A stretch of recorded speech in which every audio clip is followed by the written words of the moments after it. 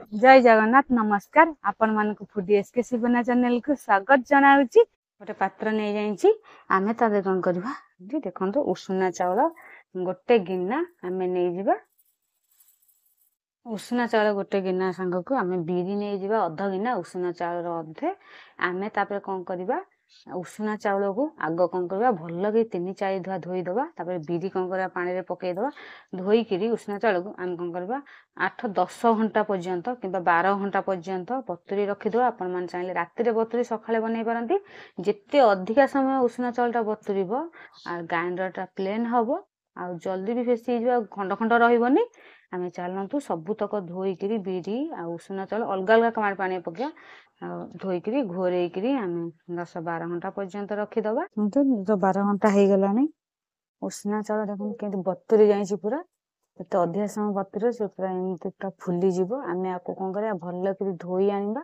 बिरी भी सेमती बतुरी गलानी आ बिरी रो चोपा छड़े दबा काईना देसी बिरी आपण मन चाहिले चोपा छड़ा बिरी भी बनै परंती आ देसी बिरी कले भल्ल वासना छाड़िबो आ जते चोपा सब छड़े भल्ल परिष्कार करके चावल और बिरी की अलगा अलगा धोई आनिबा उषुना चावल को मु भल्ल के धोई आनली पूरा सफा देखा जे देखंतु किंतु जहाले उषुना चावल टी मसम से देखा किंतु तथापि तो सफा के धोई हे जाईची तापरे की बिरी की मु चोपा छड़े की धोई देईची चलंतु आमे ग्राइंडर फेस दबा आगो बिरी की आमे ग्राइंडर कर दबा बिरी जाक सब मु एटी ग्राइंडर दे पूरे दिल जा दे आमे चलंतु बिरी जाक प्लेन करी ग्राइंडर कर द आनिबा अल्प टिके पानी दबा एते पतला करबानी देखंतु मु बिरी की ग्राइंडर करी आनी एटी पूरा प्लेन करी देखंतु बहड़ा बहड़ा करी आमे बिरी कोन करबा गोटे पात्र को काढी दबा बिरी तक बाहर कर देली बिरी एते लागि तो हम ताते कोन करा उषुना चावल तो नै जा उषुना चावल अलगा ग्राइंडर ला कोन ना ये पतला हवा माने प्लेन करी हे जो एखाडी करले से प्लेन हबने जहाले खद खदडा रहइबो कोन करबा एमती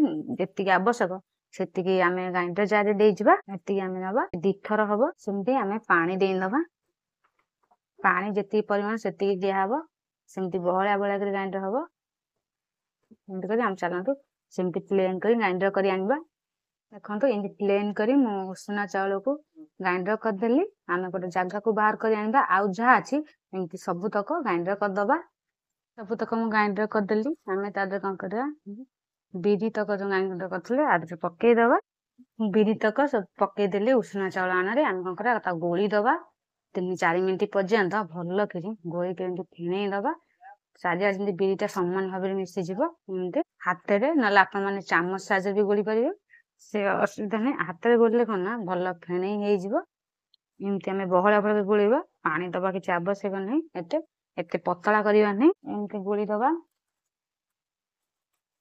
जे बॉडी कराई फेणा है सेमती फेणे दबा एमती फेणा हे गेला आमे आको कोन का 5 मिनिट पर्यंत घोरै रखि दबा 5 मिनिट भितर आमे अलगा सब रेडी करबा चुल्ली लगे करे बसई देंजी करे भी तातलाने सुजी अध ताटर कम नै जाईची आमे आको भाजी दबा ये 150 ग्राम सुजी हबो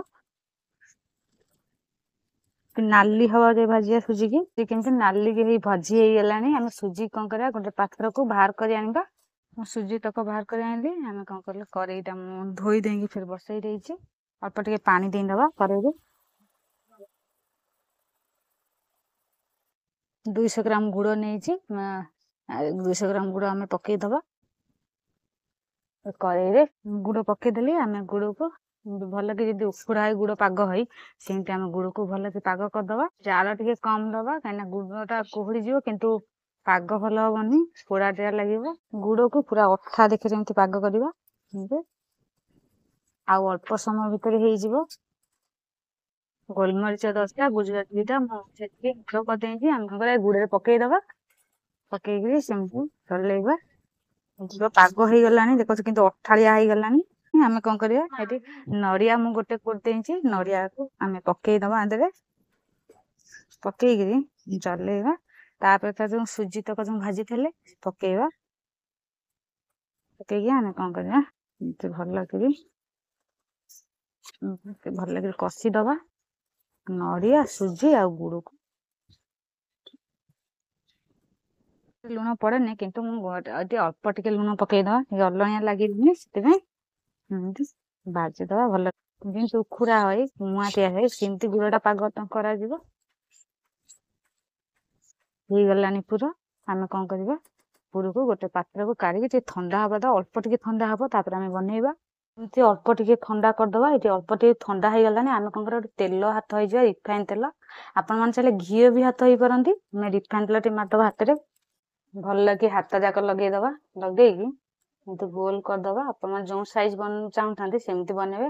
ମୁଁ ଆଜି ବନେଇବି ବିନା ଜନ୍ତାରେ ଅରୁଆ ଉଷୁନା ଚାଉଳରେ କାକେରା ପିଠା, ପୁରଦିଆ କାକେରା ପିଠା। ଦେଖନ୍ତୁ ଏମିତି ଆମେ ଗୋଲ ବନେଇଦବା, ଜନ୍ତା ହବନି, ସେମିତି ଆମେ କାକେରା ପିଠା ବନେଇବା। ଟିକେ ଉଷୁମ ଅଛି ନା, ସେଥିପାଇଁ ହାତ ପଟୁ ଖାଇ ଯାଉଛି। ଏମିତି ଥଣ୍ଡା ଥଣ୍ଡା ହେଲେ ସେ ଗୋଲ ହବନି, ସେଥିପାଇଁ ଉଷୁମ ଉଷୁମ କରି ଏମିତି ଗୋଲ ହବ ସାଇଜ କରି। ଏମିତି ଆମେ ସବୁତକ ଗୋଲ ବନେଇଦବା। 5 ମିନିଟ୍ ହେଇଗଲାଣି, ଆଣ ଦେଖନ୍ତୁ କେମିତି ଫୁଲକା ଫୁଲକା ହେଇଗଲା। ବିରି ଟିକେ ଅଧିକା ପଡିଛି। ଆମେ କଣ କରିବା, ଯେତିକି ଆବଶ୍ୟକ ସେତିକି ଆମେ କଣ କରିବା, ଏଥିରୁ ପାତ୍ରକୁ ଆମେ କିଛିଟା କାଢିଦବା। ମୁଁ ସବୁ ଗୋଲ ବନେଇଦେଲି, ଦେଖନ୍ତୁ କେତେ ଟାଣକିରି ଗୋଲ ହେଇଛି, ପକେଇଲେ ବି ଫାଟିବନି, ଭଲ ମଜବୁତ କରି ଭିଡି ହେଇଯାଇଛି। ଆମେ ଚାଲନ୍ତୁ ବନେଇବା। ଆଣ ତକ ଗୋଟେ କଂସାରେ କାଢି ଦେଇଛି। ଆମେ ତା ଦେହରେ ଚାଲନ୍ତୁ ଲୁଣ ପକେଇଦବା। ଆମେ ଲୁଣ ପକେଇଦବା ଅଧ ଚାମଚରୁ କମ ପକେଇକି ଆମେ ଭଲ କରି ଗୋଳିଦବା ହାତରେ, କିମ୍ବା ଆପଣ ଚାମଚରେ ଗୋଳି ପାରନ୍ତି। ହାତରେ ଗୋଳିଲେ ଭଲ କରି ଗୋଳି ହେଇଯିବ। ଦେଖନ୍ତୁ କେମିତି ଫେଣେଇ ହେଇଗଲାଣି, ପୁରା ବିରି ପୁରା ହାଲକାରେ। ଆମେ ଚାଲନ୍ତୁ ବନେଇବା। ଆପଣ ମାନେ ହାତରେ ପକେଇ ପାରିବେ କିମ୍ବା ଚାମଚରେ ପକେଇ ପାରିବେ। ମୁଁ କଣ କରୁଛି, ଚାମଚ ସାହାଯ୍ୟରେ ପକେଇ ଦଉଛି।